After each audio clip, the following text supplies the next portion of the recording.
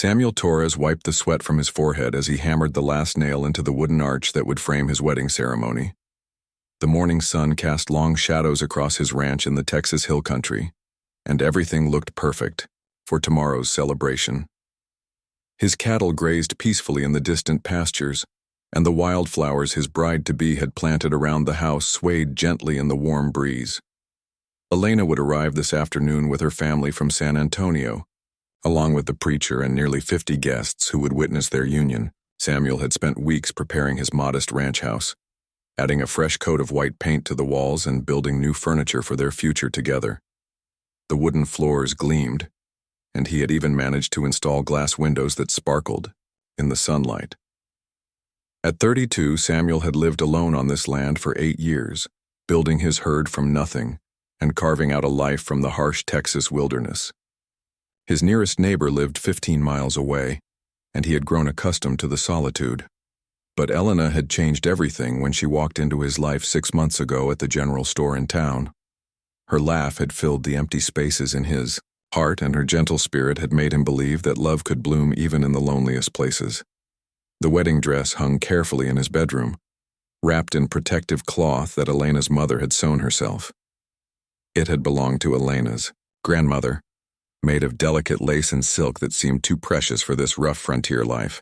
But Elena insisted she wanted to be married here, on the land that Samuel loved, under the endless Texas sky that had witnessed his struggles and triumphs. Samuel checked his pocket watch, a gift from his father before the old man died. 2 o'clock in the afternoon. Elena's party should arrive within the hour, and he wanted everything to be perfect. He had slaughtered his best steer and spent the previous day smoking the meat over mesquite coals. The wedding feast would be simple but abundant, with fresh bread, vegetables from Elena's garden, and the finest whiskey he could afford from town. Walking toward the house, Samuel noticed his horses acting nervous in the corral. Thunder, his black stallion, paced restlessly while the mares huddled together near the water trough. The cattle in the near pasture had stopped grazing and stood with their heads raised, ears pointed toward the northern hills. Samuel paused, listening to the wind, but heard nothing unusual. He climbed the steps to his front porch and sat in the rocking chair he had built for Elena, imagining her sitting there in the evenings while they watched the sunset together. The chair creaked softly as he rocked back and forth, thinking about the promises they would make tomorrow. He would vow to protect her, to provide for her, to love her until his dying breath. She would promise to stand by his side through whatever hardships frontier life might bring. The sound of approaching horses made Samuel's heart leap with joy. Elena had arrived early. He jumped up from the chair and walked toward the gate, shading, his eyes against the afternoon sun to catch the first glimpse of his bride. But as the riders crested the small hill near his property line, Samuel's blood turned cold. These were not wedding guests dressed in their finest clothes. These were Comanche warriors, their faces painted for battle, their weapons glinting in the harsh light.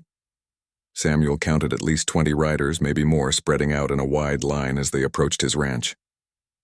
Their ponies moved with the fluid grace of predators, and the warriors sat their mounts with the easy confidence of men who had spent their lives in the saddle. War paint streaked their faces in red and black patterns, and feathers decorated their long black hair.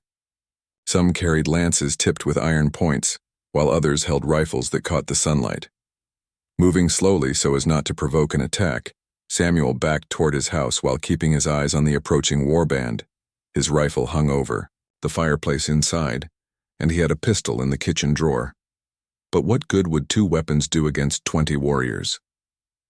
His mouth went dry as he realized that Elena and her family were traveling this same road, probably no more than an hour. Behind these raiders, the lead warrior raised his hand and the warband stopped just outside rifle range of the house. Samuel could see the leader clearly now, a tall man with broad shoulders and scars across his chest that spoke of many battles. The warrior's eyes were hard as flint as they surveyed Samuel's property, taking note of the cattle, the horses, and the obvious preparations for celebration. Samuel's mind raced as he tried to understand what the Comanche wanted. His ranch sat on land that had once been part of their hunting grounds, but there had been no trouble with raids for over 2 years. The army had pushed most of the war bands further west, and the few remaining groups had seemed content to avoid. conflict with the scattered ranchers and farmers. But something had brought these warriors here today, on the very day before Samuel's wedding. Perhaps they were fleeing from soldiers and needed supplies for their journey. Maybe they had been tracking stolen horses and followed the trail to his ranch. Or possibly they were young warriors seeking to prove their courage with a raid that would bring them honor among their people. The afternoon heat shimmered between Samuel and the war band as they faced each other across the dusty yard. His wedding arch stood like a silent witness to the confrontation, decorated with ribbons and flowers that now seemed foolish and fragile. The peaceful morning had transformed into something dangerous and unpredictable, and Samuel knew that his carefully planned future hung in the balance. Time seemed frozen as both sides waited to see who would make the first move. Samuel's hands trembled slightly as he considered his options. He could try to reach his rifle and make a stand, but that would certainly mean death and would do nothing to protect Elena when she arrived. He could attempt to negotiate, offering his cattle or horses in exchange for safe passage, but he had no way of knowing if these warriors would honor such an agreement.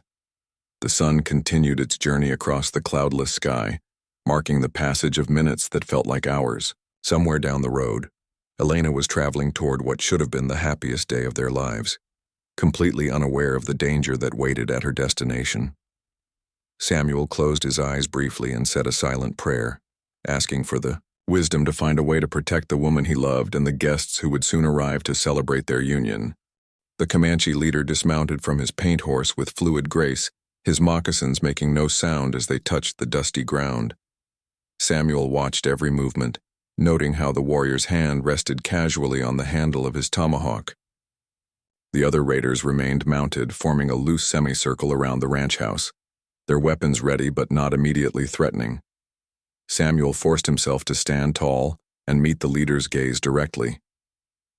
He had learned long ago that showing fear to dangerous men only invited aggression.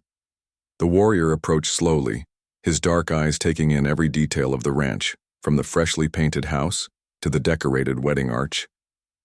When he was close enough to speak without shouting, he stopped and studied Samuel's face. "You are alone here," the Comanche said in heavily accented English, his voice carrying the authority of someone accustomed to being obeyed. "Yes," Samuel replied, keeping his voice steady. "Just me." The warrior's eyes narrowed slightly. "You prepare for celebration. Much food, much decoration." He gestured toward the smoking pit where the beef had been cooking and the ribbons fluttering from the wooden arch. Samuel nodded, unsure whether honesty or deception would serve him better. "I am to be married tomorrow." "Where is woman?" "Coming. From San Antonio with her family and the preacher." The Comanche leader turned his head slightly and spoke rapidly to his warriors in their own language. Samuel caught only a few words, but the tone suggested they were discussing strategy. Several of the younger warriors seemed eager, their horses dancing impatiently beneath them, but the leader raised his hand for silence. "How many come?" the warrior asked, turning back to Samuel. "Maybe 50 people. Families with children. Old people." Samuel hoped that emphasizing the presence of non-combatants might discourage an attack. The leader considered this information while scanning the horizon toward the road that led to town. Samuel's heart pounded as he realized the implications. If the warband stayed here, Elena and the wedding party would ride directly into danger. He had to find a way to warn them or convince these warriors to leave. "What do you want?" Samuel asked, deciding that direct communication might be his best option. The Comanche studied him for a long moment before answering. "Soldiers killed my brother, killed his wife, killed his children." The words came out flat and emotionless, but Samuel could see the pain beneath the warrior's controlled exterior. "I'm sorry for your loss," Samuel said, meaning it. He had seen enough death on the frontier to understand the weight of such tragedy. "Sorry does not bring back the dead." The leader's hand tightened on his tomahawk handle. "But blood can answer blood." Samuel felt sweat trickling down his spine. Despite the afternoon heat, this was not a random raid for cattle or horses. This was about revenge, which made the situation far more dangerous. Men seeking justice for murdered family members would not be easily deterred by offers of property or money. The soldiers who killed your family, They are not here, Samuel said carefully. I am just a rancher. The people coming for my wedding, they are innocent. White soldiers, white rancher, white families. The warrior shrugged as if the distinction meant nothing. All the same, one of the mounted warriors called out something in Comanche, pointing toward the road. Samuel's blood chilled as he saw a dust cloud in the distance. Elena was coming, bringing her family and their guests directly into this confrontation. Estimated they were still at least 30 minutes away, but on horseback and in wagons, they would be visible to the warband long before they could turn back. The Comanche leader saw the dust as well and spoke sharply to his men. Several warriors immediately rode toward the approaching party, while others positioned themselves behind the ranch buildings. Samuel realized with growing horror that he was watching the preparation for an ambush. Please, Samuel said, stepping toward the leader. Let me ride out and tell them to turn back. They do not need to die for what soldiers did to your family. The warrior's eyes hardened. You think I am fool? You ride out, you tell them bring many guns, come back fighting? No, I swear it. Most of these people have never fired a shot in anger. They are farmers and shopkeepers, women and children coming to celebrate a wedding. Then they die easy, the leader said with cold finality. Samuel felt desperation clawing at his chest.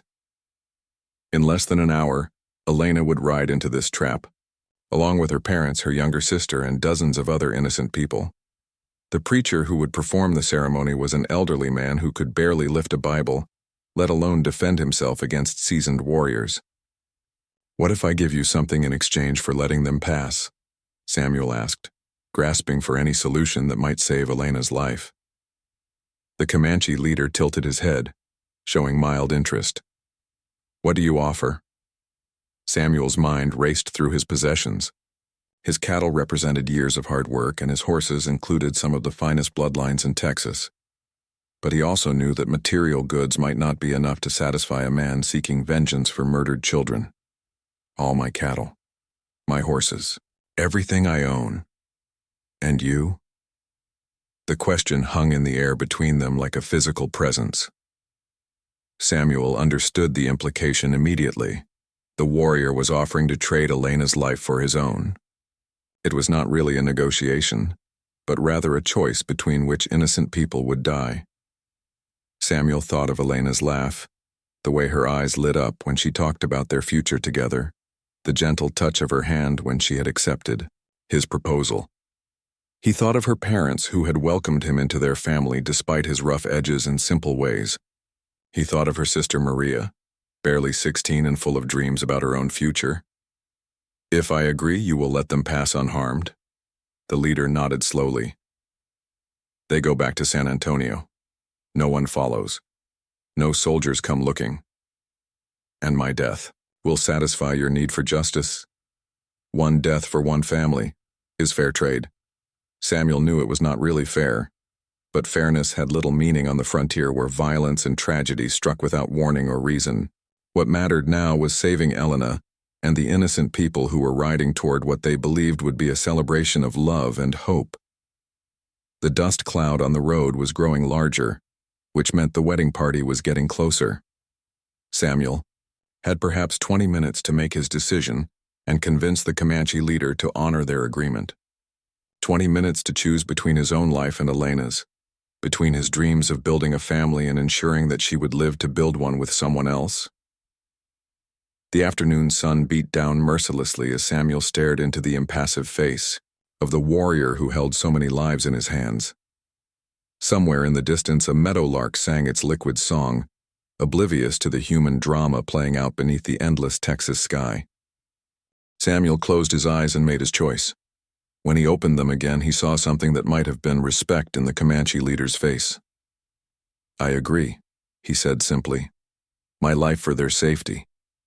The warrior nodded once and turned to call instructions to his men. Several warriors rode back from their concealed positions, though they remained alert and ready for trouble.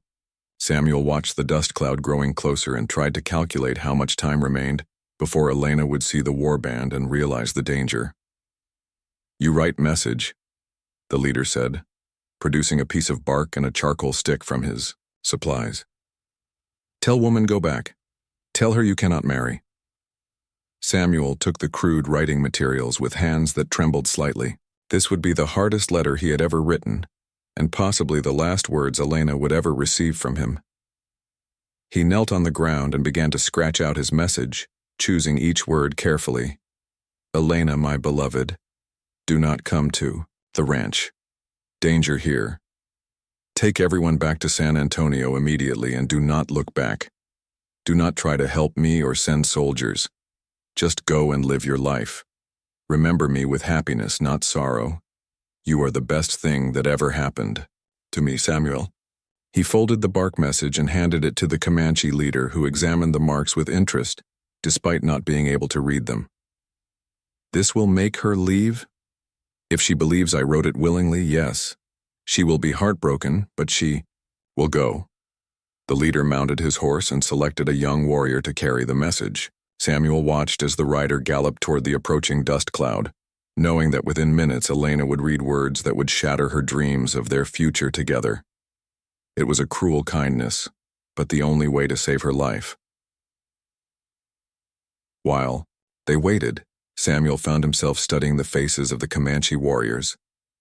Most were young men, probably in their 20s, with the lean, hard look of people who lived by war and hunting.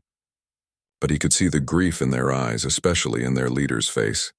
These men had lost everything that mattered to them, and were now trying to balance the scales with blood.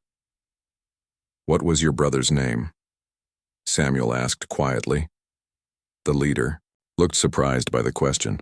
For a moment, his controlled mask slipped, revealing the raw pain beneath. "Running Wolf. He had 2 sons and a daughter. The soldiers came to our camp while the men were hunting. They killed women and children for sport." Samuel felt sick at the thought.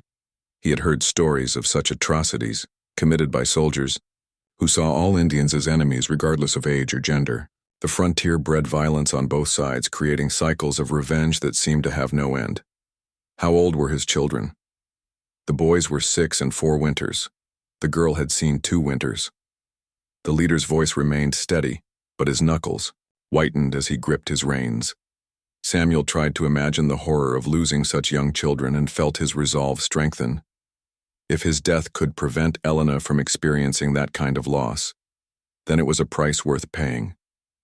At least she would live to mourn him rather than dying alongside him in a massacre that would accomplish nothing but adding more grief to an already grievous situation.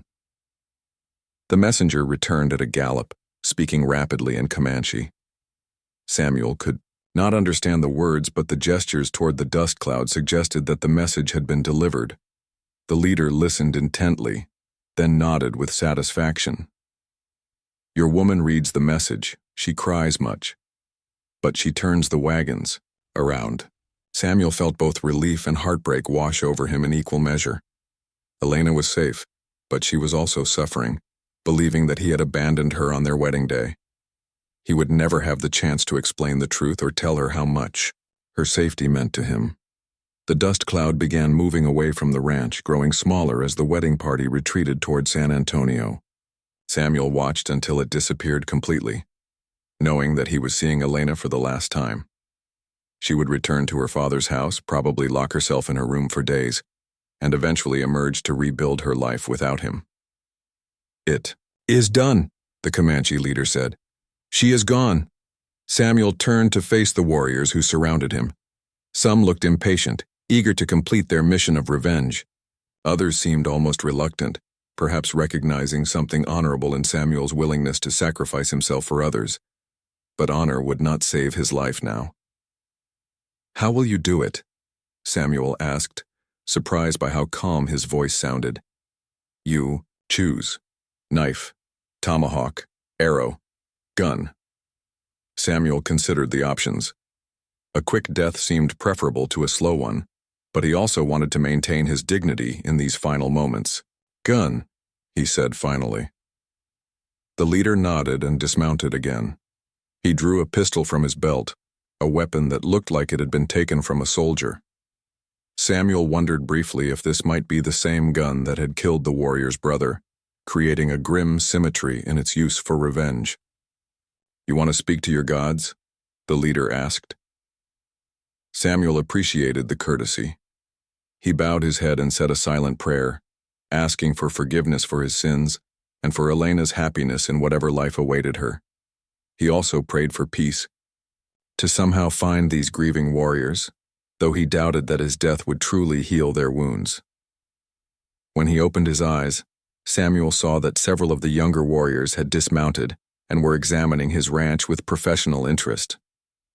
They opened his gate and walked through his house, commenting on the wedding dress that still hung in his bedroom and the feast preparations that would now feed no one.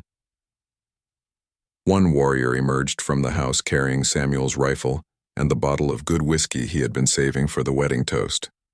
Another led Thunder from the corral, clearly impressed by the stallion's quality. They were already dividing his possessions, as was their right, according to the customs of war.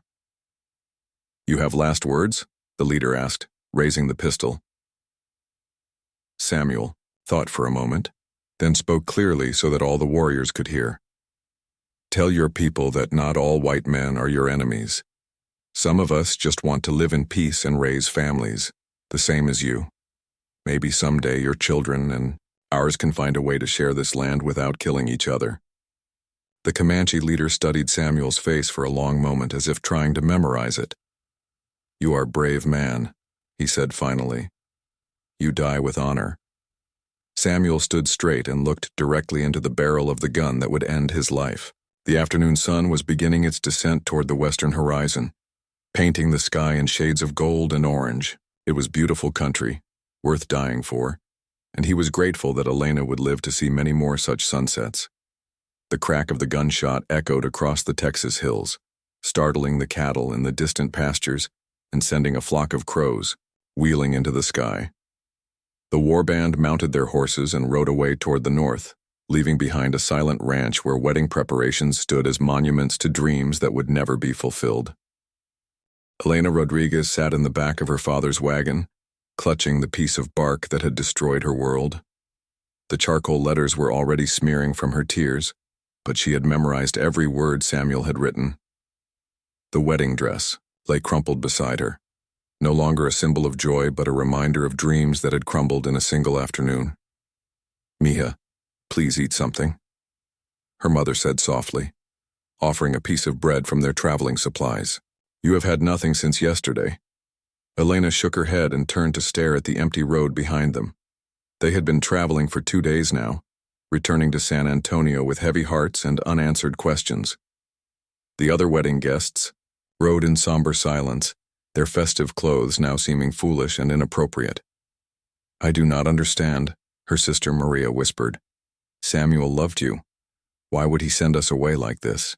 Elena had been asking herself the same question countless times. The Samuel she knew was not capable of such cruelty. He was gentle and honest, a man who kept his promises and treated everyone with respect.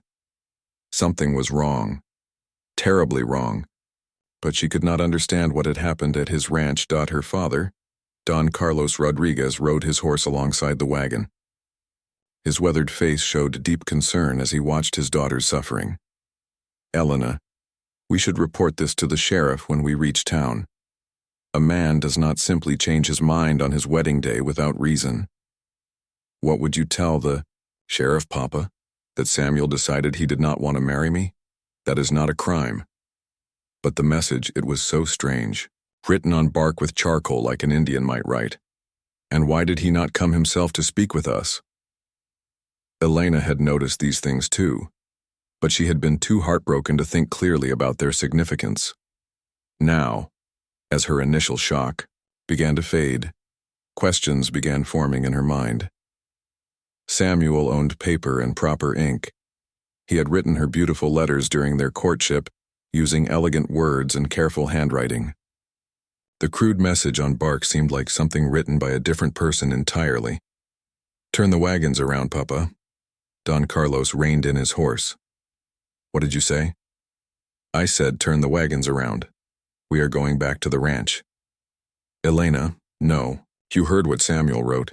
He does not want to see us.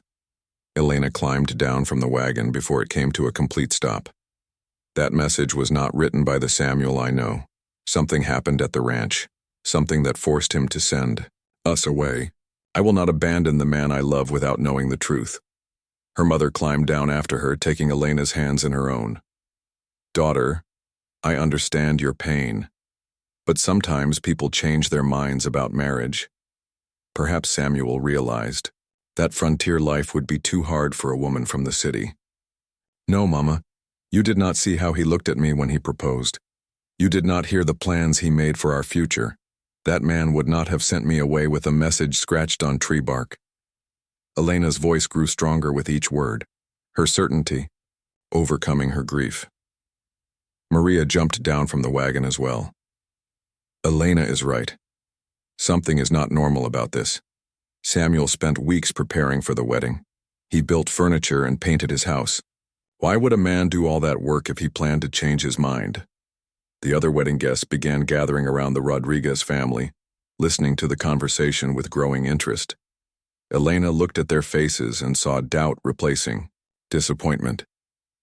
These people had traveled many miles to witness her marriage, and they deserved to know what had really happened. Señor Rodriguez, called out Miguel Herrera, the blacksmith from San Antonio. My son works for the army at Fort Sam Houston.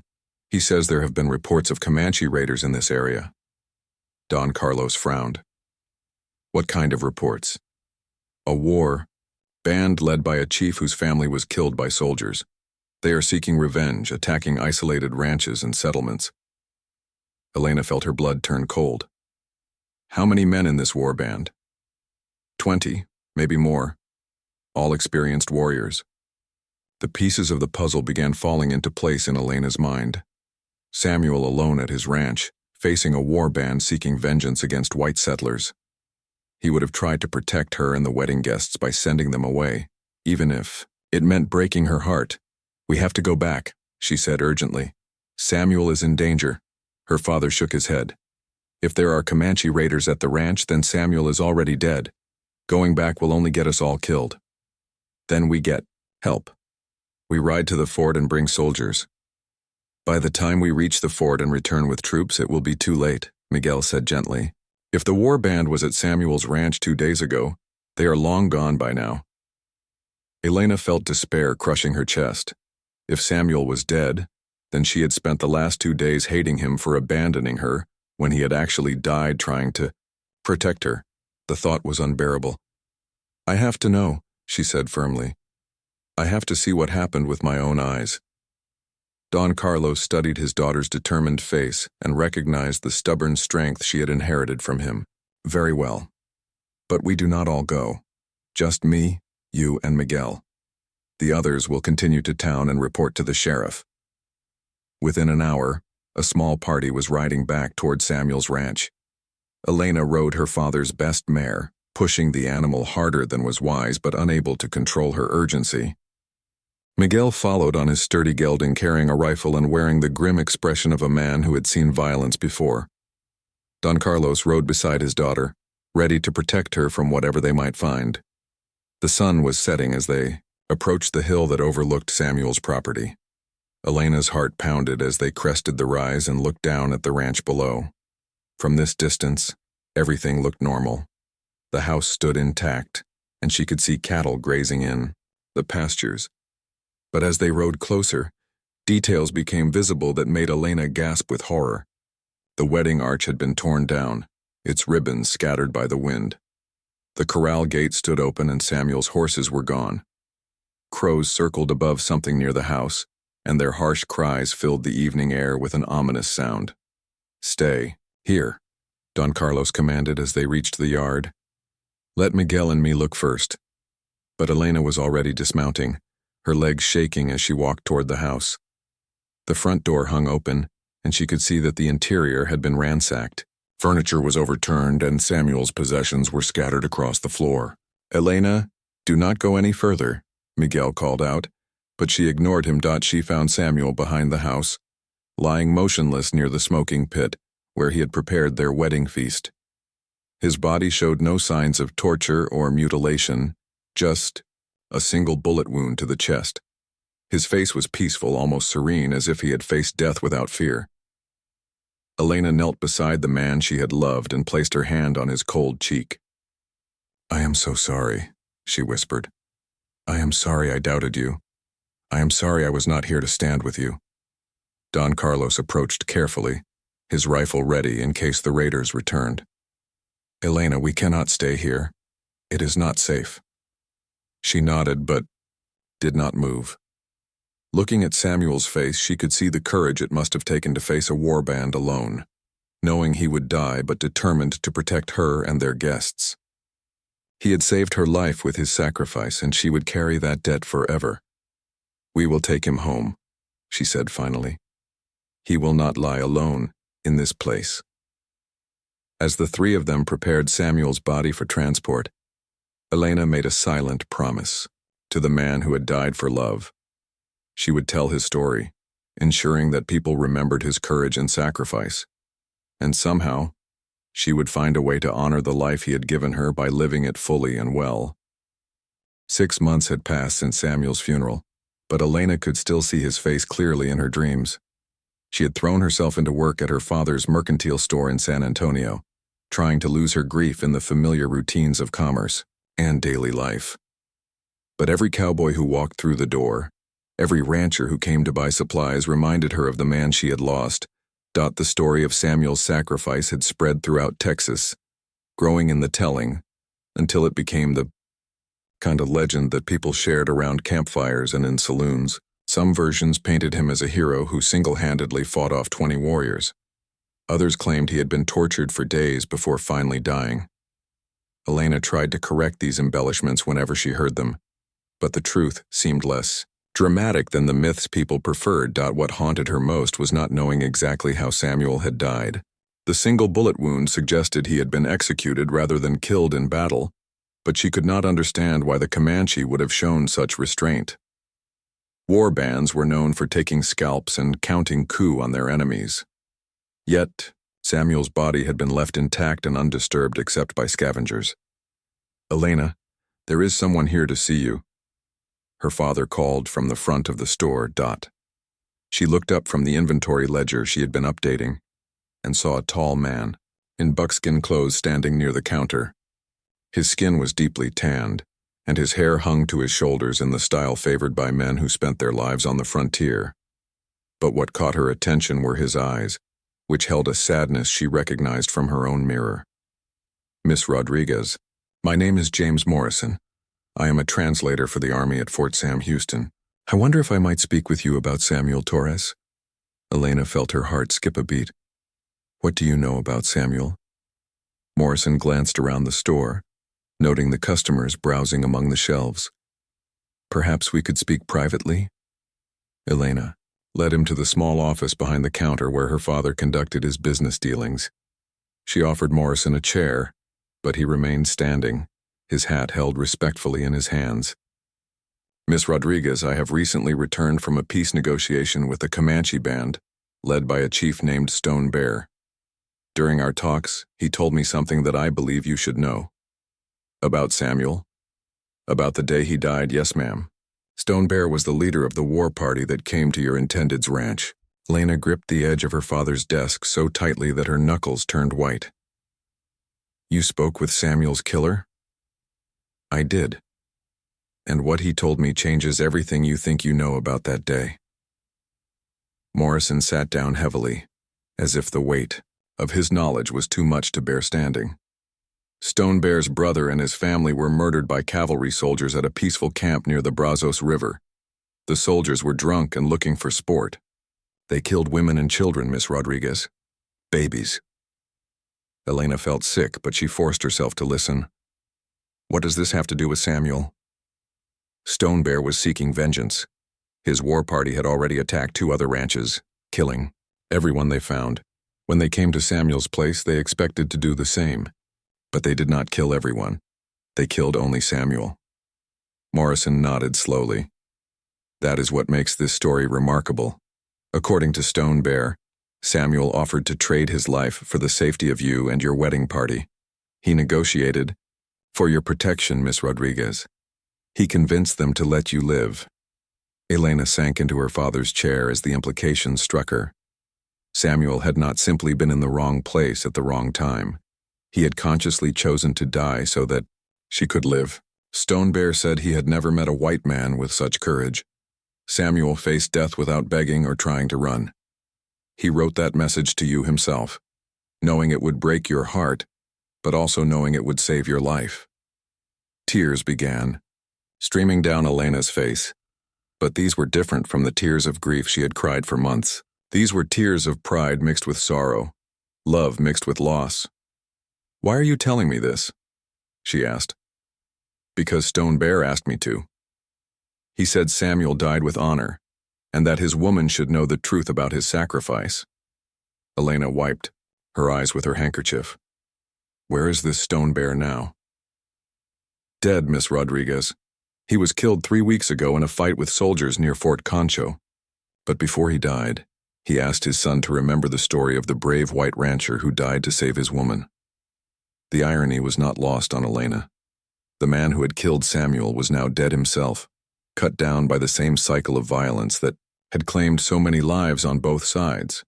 But Samuel's story would live on among the Comanche, just as it lived on among the white settlers. "There is something else," Morrison said quietly.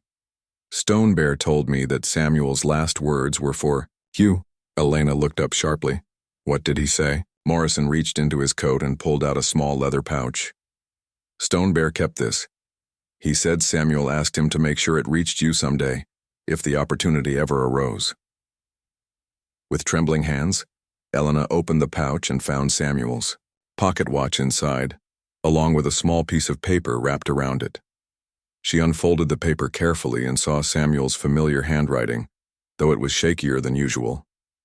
"My dearest Elena," she read aloud, her voice breaking. "If you are reading this, then someone has honored a dying man's request. Do not mourn for me. I go to my death gladly, knowing that you will live to see tomorrow's sunrise. Build a good life. Find love again. Be happy.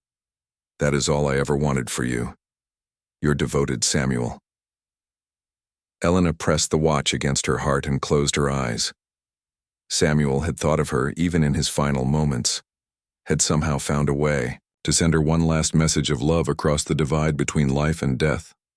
"Stone Bear was a hard man," Morrison continued, "but he respected courage when he saw it. He told me that Samuel faced the gun without flinching, that he died like a warrior. Among the Comanche, that is the highest praise they can give." Elena stood up slowly, feeling something shifting inside her chest.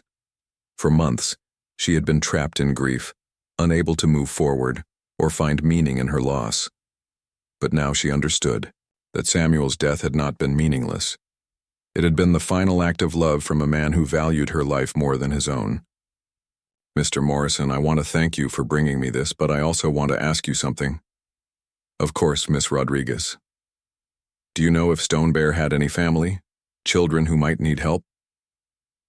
Morrison looked surprised by the question. "He had a son, Running Horse. The boy is maybe 15 years old now. Why do you ask?" Elena tucked Samuel's watch into her dress pocket, where she could feel its weight against her heart, because Samuel believed that someday white people and Indians might find a way to live in peace. Maybe that peace can start with one small act of kindness. "Miss Rodriguez, I'm not sure I understand. I want to help Stone Bear's son. Samuel died because Stone Bear's brother and his family were murdered. Stone Bear died because he sought revenge. If this cycle of killing is ever going to end, someone has to choose forgiveness instead of vengeance." Morrison stared at her for a long moment. "That would be a very dangerous thing to do. Most people would not understand." Samuel understood. "And if his death is to mean anything, then I have to live according to the values he died for." Elena walked to the window and looked out at the bustling streets of San Antonio. Somewhere out there, a young Comanche boy was trying to survive in a world that had taken everything from him, just as she was trying to survive in a world without Samuel. "Can you find him?" she asked. "This Running Horse?" "Probably. The army keeps track of most of the scattered bands. But Miss Rodriguez, what exactly are you proposing to do?" Elena turned back to face Morrison and he saw a strength in her eyes that reminded him of the frontier women who carved civilization out of wilderness through sheer force of will. I am going to offer him a home, a chance to learn to live in both worlds if he wants it. Your father will never approve. The people of San Antonio will think you have lost your mind. Perhaps I have, Elena said with a sad smile. But Samuel lost his life believing that peace was possible. The least I can do is lose my reputation trying to prove him right. Morrison shook his head in amazement. You are either very brave or very foolish, Miss Rodriguez. Samuel was both brave and foolish when he chose to die for strangers he had never met. It seems fitting that I should follow his example. As Morrison prepared to leave, Elena felt something she had not experienced in months. Hope. Not for her own happiness, which still seemed impossibly far away, but for the possibility that Samuel's death might somehow lead to something better than more death. She opened Samuel's watch and saw that it had stopped at exactly 3:15. The time, she realized, when he had died. But time had not stopped, for her. She was still alive, still breathing, still capable of making choices that might honor his memory. The sun was setting over San Antonio, painting the sky in the same golden colors that Samuel had loved at his ranch. Elena stood at the window and watched the light fade, feeling his presence in the gathering darkness. Tomorrow would bring new challenges and difficult decisions. But tonight, she would hold his watch and remember the man who had loved her enough to die so she could live. 2 years later, Elena stood in the doorway of her small schoolhouse on the outskirts of San Antonio, watching her most challenging student practice his letters on the slate board. Running Horse had grown taller in the months since James Morrison had brought him to her, but his dark eyes still held the wariness of someone who had learned too young that the world could be cruel and unpredictable. Very good, Joseph, she said, using the name he had chosen for himself when he decided to try living in the white man's world. Your English writing is getting much better. The boy looked up and smiled slightly, an expression that had taken months to coax from him. Thank you, Miss Elena. But I think I write better in Comanche than English. Elena laughed softly. That is because Comanche is the language of your heart. English is just a tool to help you talk to more people. She had faced enormous opposition when she first announced her intention to take in Stone Bear's son. Her father had threatened to disown her. The church had questioned her sanity, and several prominent families had stopped shopping at the Rodriguez store. But Elena had persisted, driven by her belief that Samuel's sacrifice demanded something more than mere grief. The boy had been suspicious and angry when Morrison first brought him to San Antonio. He had tried to run away 3 times in the first month, and Elena had spent countless nights tracking him down and patiently explaining why she wanted to help him. Gradually, his hostility had given way to curiosity, and then to something that might eventually become trust. Miss Elena, Joseph said, setting down his slate, why do you really help me? People in town, they think you are a crazy woman. Elena had been expecting this question for months. Joseph was intelligent and observant, and he had certainly noticed the whispers and hostile looks that followed them when they walked through town together. Do you remember the story I told you about Samuel Torres? She asked, settling into the chair beside his desk. The man you were to marry, the one my father's war party killed. Elena still felt a pang of loss whenever Samuel's name was mentioned, but the sharp edge of grief had dulled over time. Samuel believed that white people and Indian people could find a way to live together in peace. He died trying to protect that possibility. Joseph studied her face carefully. But my father killed him.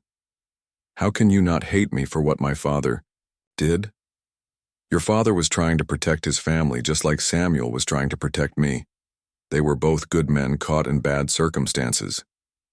The boy was quiet for a long moment, processing this idea. Elena had learned that he thought deeply about things before speaking, a trait that reminded her of Samuel's careful, measured way of approaching problems.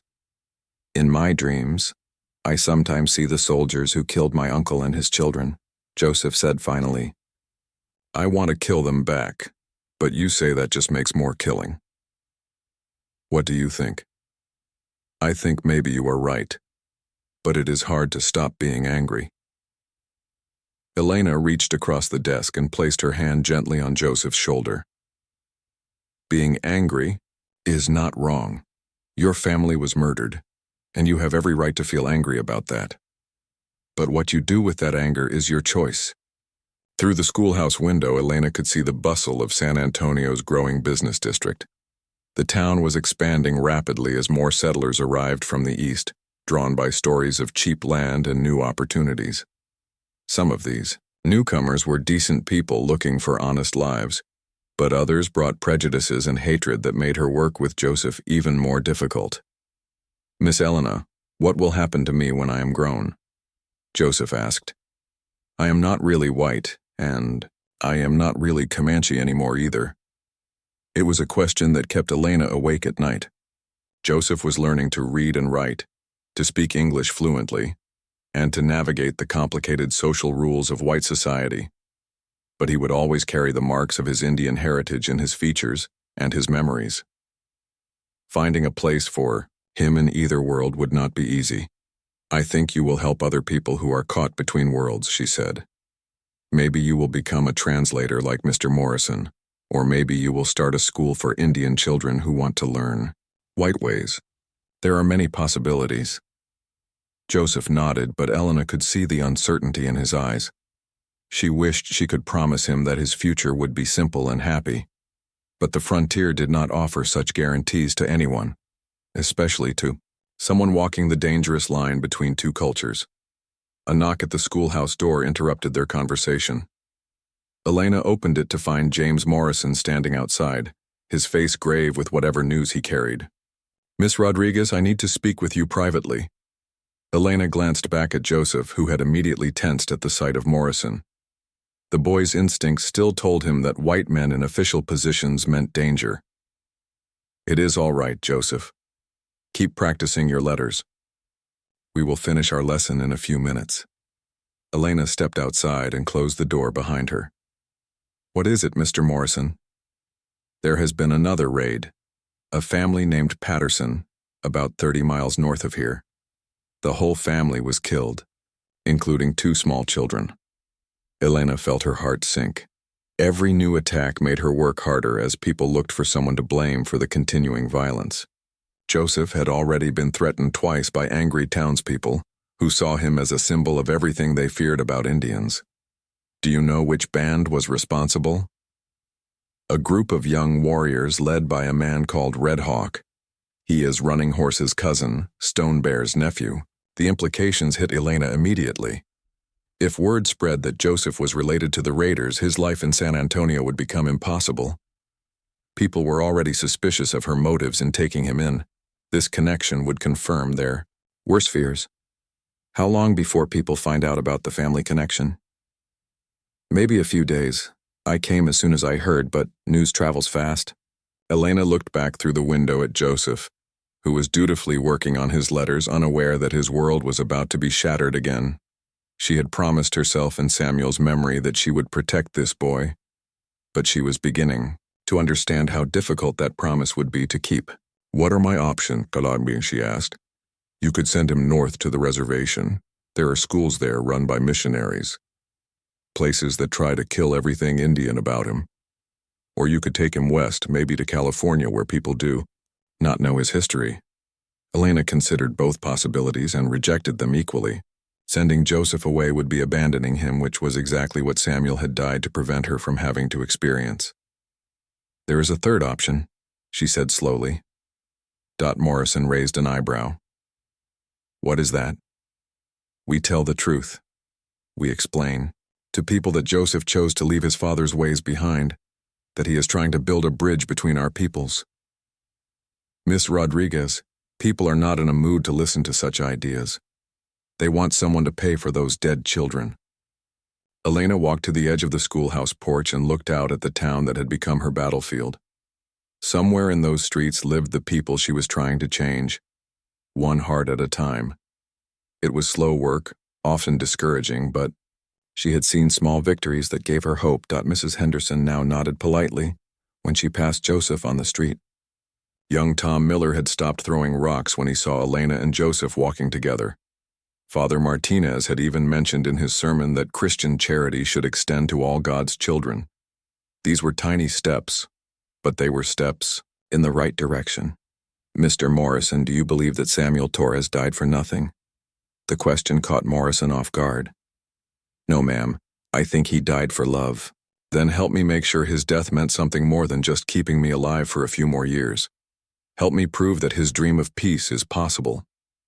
Morrison looked at Elena's determined face and saw something that reminded him of other frontier women who had refused to let circumstances defeat them. These were the women who had survived Indian raids, droughts, and winters that killed weaker people. They were made of steel, wrapped in silk, and they did not surrender easily. "What do you need me to do?" Elena smiled for the first time in days. "Help me tell Joseph's story to anyone who will listen.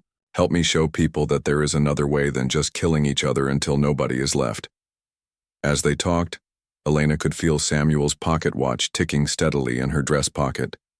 Time was still moving forward, and she was still alive, to make choices that might honor his sacrifice. The work would be hard and the outcome uncertain, but she had learned from Samuel that some things were worth dying for, which meant they were also worth living for. The sun was setting over San Antonio, painting the sky in familiar shades of gold and orange. Elena thought of Samuel watching similar sunsets from his ranch, dreaming of the life they would build together. That life was gone forever, but the values they had shared could still shape the future if she had the courage to keep fighting for them. Inside the schoolhouse, Joseph continued practicing his letters, unaware that his teacher was planning to risk everything to keep him safe. Outside, Elena Rodriguez stood in the gathering dusk and prepared for the most important battle of her life, carrying the memory of a brave rancher who had shown her that love was stronger than fear, and that sometimes the greatest victory was simply choosing to hope.